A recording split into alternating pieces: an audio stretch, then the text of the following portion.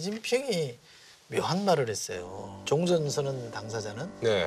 남한과 북한과 미국이다. 자기네들 빠지겠다고 그랬는데. 예. 그동안 계속 그 맞아요. 중국도 끼야 되겠다 이런 얘기. 우리 중국 패싱하지 마라. 패싱하면 안 된다. 이런 예. 얘기를 계속했는데 이게 뭐냐. 시진핑의 발언은 호의를 가지고 야, 너끼리 해봐 이런 뜻이 아니고 시진핑이가 지금 찬 거예요.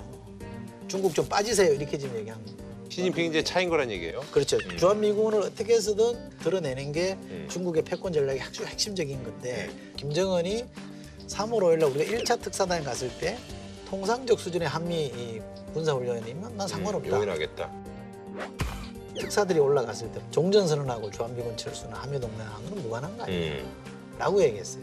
시진핑이 이제 무색하게 된 거예요. 그래서 저는 내용적으로 보면 김정은이 시진핑에 대해서 거리를 좀 둔 겁니다. 이 사인이 굉장히 좋게 저는 미국에 전달될 가능성이 있다고 보고요. 저는 이제 좀 다른 측면에서 네네. 이야기를 하면 사실 지난번 연합훈련에 대해서 통상적인 거는 용인을 하겠다 그랬다가 4.27 회담 이후에 연합훈련 문제를 다시 제기했거든요, 북한이. 종전선언도 마찬가지인데 주한미군이 관계없다 뭐 어쩌다 저쩌다 해도 그게 종전선언이 이루어진 다음에 과연 그 스탠스를 계속 유지할 거냐 말 거냐. 왜냐하면 종전선언을 하게 되면 정치적으로는 어쨌든 유엔사나 한미연합사나 이런 것이 그쵸. 정치적 의미가 약화되는 건 네. 틀림이 없거든요. 그래서 저는 오히려 중국에서 내가 오히려 빠져주는 게 지금 종전선언을 하는데 유리한 환경이다.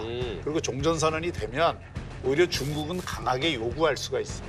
주한미군의 문제라든지 오히려 연합사 중국 입장에서. 문제라든지. 그래서 저는 중국이 전략적으로 지금 빠지는 약간 스탠스를 뭐 교감하에. 취하고 있을 가능성이 좀 더 높지 않느냐. 근데 이게 저는 요즘 관련해서 하나 말씀드리면 북한 사람들은요 중국 공포증이 있어요. 이른바 차이나 있죠. 포비아가 있습니다. 그러니까 6.25 전쟁 이후에 중국이 과도하게 북한에 개입하기 시작하고 간섭하기 시작한 거예요. 그게 연안파라는 게 만들어지고 그러면서 이걸 숙청해거든 김일성이가. 그때부터 이 중국이 이 북한을 잡아먹으려고 한다라는 두려움이 굉장히 커요.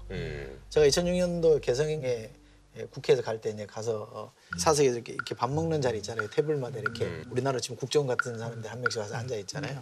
첫 마디가 그겁니다. 아니 왜 우리랑 안 하고 중국이랑 하냐 이거예요. 우리랑 하면 될 것을. 그리고 중국 사람 절대 믿지 마라 이런 얘기를 합니다. 사석에 서슴없이 하는 거 보면 김정은이도 필요에 의해서 중국 카드를 쓰긴 하지만 기본적으로 중국에 대한 불신이 있다. 그리고 그런 건 그것 있죠. 때문에 전략적으로 비켜놓든 물러서라고 얘기했던 어쨌든 간에 지금 밀쳐놓은 건 분명한 것 같고 예. 이게 사인이에요.